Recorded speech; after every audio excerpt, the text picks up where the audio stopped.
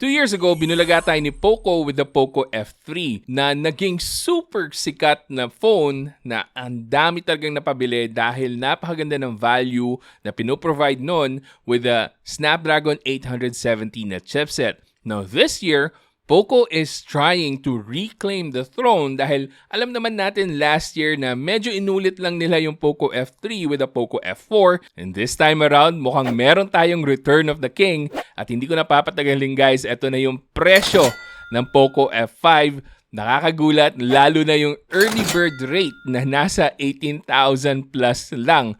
And I say lang dahil yung value na makukuha nyo dito, mala Poco F3 din. So panoorin nyo tong video na to at huwag kayong mag-alala. Lahat po ng links nandyan sa description box kung paano kayo makakapag-pre-order para hindi kayo maubusan ng bagong Poco F5 pag lumabas to. Now as usual, bago ang lahat, eto muna yung quick unboxing natin. Doesn't matter where we go and destination or no, I don't care where the motor stops. Cause when I want it, then I want it, yeah, I want it, oh I want it, let's go. Look around, where's the people at? I want a taste of the good life, hit me with it right now, in it. Cause when I want it, then I want it, yeah, I want it, oh I want it, let's go. And I won't look back, yeah, I don't care about the bad shit back home. Now, bago natin ituloy yung video, gusto ko lang i-disclose sa inyo guys na kung napanood nyo na yung Redmi Note 12 Turbo ko na video, halos ganito rin. Dahil it's the same thing. Ni-rebrand lang ni Redmi and ni Poco, kaya naging Poco F5. Pero kung gusto nyo mapanood, nandyan po yung link. So pag-usapan muna natin yung pinaka-main highlight talaga ng phone na to, which is the brand new Snapdragon 7 Plus Gen 2 na flagship ang performance, pero ang presyo niya pang mid-range lang. So, ano nga ba yung maasahan natin? Well, ang Antutu benchmark-wise, aabot tayo ng over 900,000 Antutu benchmark points. And yung overall performance niya, wala na kayong ibang hihilingin pa, whether you're just reading a manga on your browser, or nanonood kayo ng TikTok videos, or just browsing Facebook. Lahat po yan, walang problema dito sa Poco F5. So yung mga bagay na yan, sisiw na sisiw sa Poco F5, hindi man lang pagpapawisan tong phone na to. So syempre, gusto natin subukan kung hanggang saan ba talaga yung kakayahan ng phone na to by testing it with the games. So if-flash ko sa screen nyo yung mga games na nasubukan natin and also yung mga settings na available para sa mga games na to. And of course, pag-uusapan natin ng mas masinsinan yung Genshin Impact na gameplay. So I've been playing Genshin Impact for over an hour per session. So hindi lang po isang session ng Genshin Impact na nilaro ko dito. Talagang I played several hours na paputol-putol para malaman talaga natin kung okay ba yung thermals, nagkakaroon ba ng throttling, and based on my personal experience guys, and this one is from the Redmi Note 12 Turbo as well as the Poco F5 mismo na ginagamit ko. I have two here with me. So meron tayong black and meron tayong white. And syempre ito muna pala yung thermal throttling test result natin. And so far it looks really good. And sinasabi ko sa inyo guys na kahit nasagarin nyo to with Genshin Impact, 1 hour straight of gameplay, naka full graphical settings tayo, and as well as 60 FPS, halos hindi man lang siya pagpapawisan. Umaabot lang ng 40 to 42 degrees Celsius ang pinakamainit na na-recorded ko na temperature while playing Genshin Impact. That is absolutely good for a phone that is worth 20,000 pesos or below kung makukuha nyo sa early bird rate. Panalong-panalo to sa gaming. Yung ibang games na na-test ko, syempre hindi na pinagpawisan gaano. Kasi kung yung Genshin Impact medyo malamig-lamig, asahan nyo yung mga other games na hindi ganun ka-demanding as Genshin Impact, mas malamig pa lalo. Kaya kung naghahanap kayo ng phone na matagal nyo magagamit in gaming before kayo mag-charge, para sa akin, isa na to sa mga pinaka-cool na phones na nasubukan ko in 2023. Kasama niya yung Redmi K60 Pro and the Red Magic 8 Pro. So yung mga phones na yun, may mga flagship chipsets, pero kayang sumabay ng Poco F5 in terms of cooling and thermal performance. So panalo-panalo talaga to para sa mga gamers na hindi na kayang lumampas pa sa 20,000 pesos na budget. Now, there is one downside, however, para sa mga hardcore gamers out there, and that is with the touch sampling rate na meron lang tayong 240 Hz. So that is a little low for my liking para sa isang phone na focused on gaming. So, sayang. Sana taas-taasan man nila, gawin nilang 480 Hz touch sampling rate. But anyway, it is what it is. But moving on, pag-usapan naman natin next yung display nito. Meron tayong 6.67-inch na Full HD AMOLED with 120 Hz refresh rate, dot display, and then also meron tong HDR10 Plus capability and Dolby Vision. Kung manonood kayo ng Netflix dito, solve na solve kayo kasi naka-widevine level 1 na siya, so full HD resolution on Netflix. And again, meron tayong Dolby Vision, so mas maganda pa lalo yung kulay na mare-reproduce ng display nito. So makikita nyo dito, pinag-side by side natin with the Poco F5 Pro, and kayang-kaya niya sumabay in terms of color reproduction, brightness, and saturation. Yun nga lang, pagdating sa resolution, pag zoom in nyo yung image, mapapansin nyo na meron tayong screen door effect dito sa Poco F5 dahil mas mababa yung resolution niya compared to the WQHD na resolution ng Poco F5 Pro. Pero don't worry guys, hindi nyo naman mapapansin tong screen door effect unless sobrang lapitan nyo yung pagtingin sa display nyo. So overall guys, pagdating sa display, panigurado kung mahilig kayo manood ng movies, whether it's on Netflix, Disney, Amazon Prime, or other media streaming platforms, YouTube, I'm sure guys, 100% guaranteed na magugustuhan nyo tong Poco F5. Susunod naman, this is a surprise for me, yung camera performance niya. So, hindi nyo aakalain na mas maganda pala yung camera nito versus the Poco F4. So, yung Poco F4 left me a little bit disappointed sa camera experience. So, hindi ako masyado nagandahan sa output ng Poco F4. That's not saying na pangit yung kinalabasan. It's just that medyo bitin siya sa ini-expect ko for a phone like the Poco F4. But with the Poco F5, you'll be happy to hear guys na maganda yung mga resulta ng mga photos na makukuha nyo dito, whether if it's in broad daylight or kahit nasa gabi. Palaban yung Poco F5 pagdating sa photo taking. Yung images nyo, very balanced yung kulay, hindi overly saturated. So there's room to edit it and improve the images further. And also, yung clarity and yung sharpness niya, panalong-panalo para sa akin.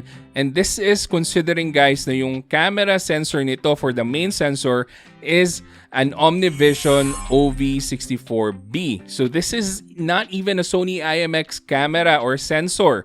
So panhalong-panalo talaga sa akin guys yung ginawa nila dito. I was truly impressed. Merong dalawang bagay na para sa akin medyo kulang pa dito sa Poco F5, and that is number 1, yung ultra-wide.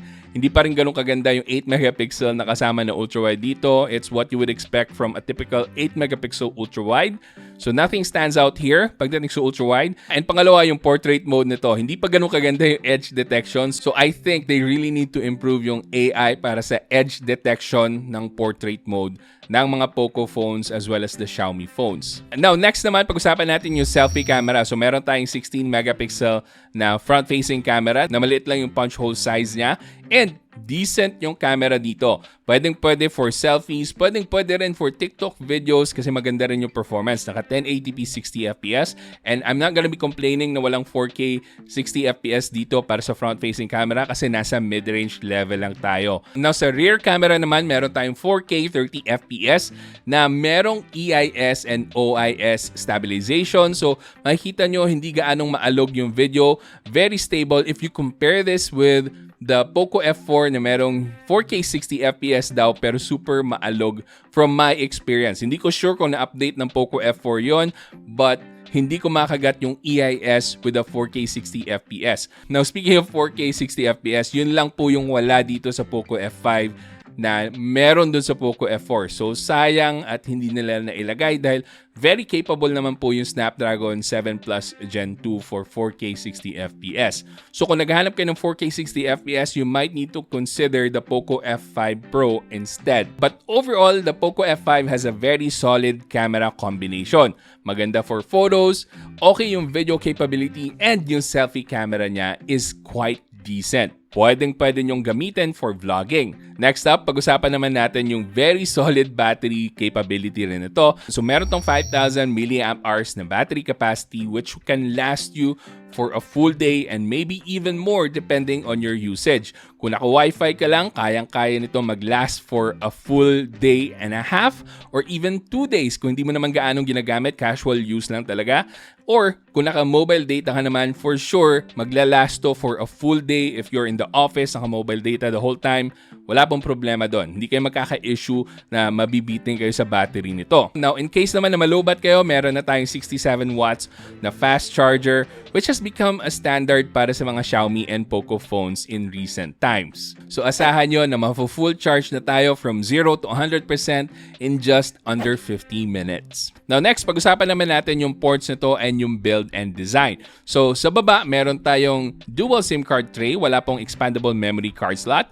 Meron din tayong microphone, a USB-C charging port, a down-firing speaker. Meron po tayong dual speakers dito. And then sa right side naman, nandyan yung power button natin with a fingerprint scanner on top of it and volume rockers. And meron pa rin tayong IR blaster na pwede nyong gamitin as a remote control for your TV and other devices na merong infrared.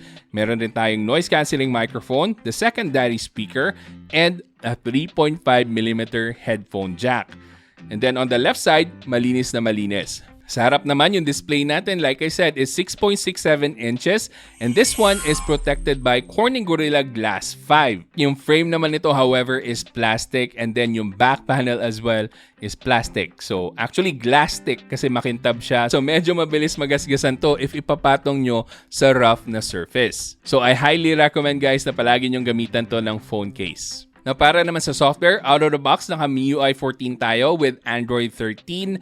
And so far, yung experience ko, wala namang gaanong downsides. Yung mga negative things na binabato sa Poco and Xiaomi so far with the MIUI, hindi ko pa naman na-experience. Siguro ang pinaka-expected na lang is yung delayed notifications, which still happens here sa Poco F5. And hindi ko i-defend si Xiaomi or MIUI with this one dahil medyo nakakainis nga naman talaga yung delayed na notifications. Pero I think isa to sa way nila para makapag-conserve ng energy, but I don't think this is the right way dahil maapektuhan naman tayo na delayed yung notifications natin sa messages. So I hope they kind of fix this or give us an option at least na hindi na ma-delay yung notifications natin, especially sa Messenger and sa email. But there is a workaround to this issue. I'll try to link it in the description box para lang matulungan kayo if ever mahanap ko yung link. Now, going back to the software, pag-usapan natin yung bloatware. So, meron tayong mga konting pre-installed na games or applications na pwede nyo namang i-uninstall right away. So, wala naman ako gaano naging problema with the bloatware. Now, para naman sa mga karagdagang impormasyon tungkol sa phone na to, number 1, naka-Wi-Fi 6 na po tayo. So, very fast internet yung pwede nyo makuha dito if mabilis rin yung internet nyo sa bahay and naka-Wi-Fi 6 kayo. Tulad na lang ng pinapakita kong speed sa inyo. And then number 2, meron tayong IP53 splash-proof protection para dito. So, at least kampante tayo pag mawisik-wisikan to ng tubig or ulan. Wala pong problema doon. And then number 3, I have to commend yung X-axis linear vibrator na ginamit nila dito. Napakaganda ng haptic feedback ng Poco F5. Hindi nyo mamamalayan na mid-range device ito based on the haptic feedback quality. And number 4, para sa mga nag-expect, wala po tong AI image engine. So, wala po siyang MEMC or AI image enhancements na capability. So, yung mga yan i-expect nyo with the Poco F5 Pro instead. Again, wala pong MEMC dito sa Poco F5. Meron lang po sa Poco F5 Pro. So, there you have it guys. Yun po yung mga bagay na gusto ko ibahagi tungkol sa Poco F5 para malaman nyo kung sulit nga ba ito. Ito nga ba yung return of the king sa mid-range segment? Ito nga ba ang successor talaga ng Poco F3? And I would say, hell yes, 100% isa to sa best mid-range phones this year. Lalong-lalo na meron tong Snapdragon 7 Plus Gen 2, one of the best chipsets so far na nakita ko this year. Dahil sa presyo niya, napakaganda ng value. Yung performance niya, flagship level, wala ka nang hahanapin pa. Hindi ka mabibitin dito. So kung naghanap ka ng napakabalanse na device pagdating sa presyo, pagdating sa performance, pagdating sa camera niya, and overall value niya mismo, this is one of the best for 2023. Meron po tayong local warranty, global version po siya, and available sa mga stores online na ililink ko dyan sa description box. So again, kung gusto nyong bumili ng Poco F5, lahat po ng links nandyan sa description box. 100% legit, diyan ko po nakuha yung Poco F5 ko mismo. So I hope nakatulong tong video na to, and if it did, paki-like naman, mag-subscribe na rin kayo sa channel para maabot natin yung 200,000 subscribers this year. At kung gusto mo pang manood ng mga videos ko, andito po yung comparison natin ng Poco F5 and F5 Pro, at andito naman yung Poco F5 Pro review natin. So hanggang sa susunod, ako nga pala ulit si Janus ng Pinoy Techdad. Kita-kita ulit tayo.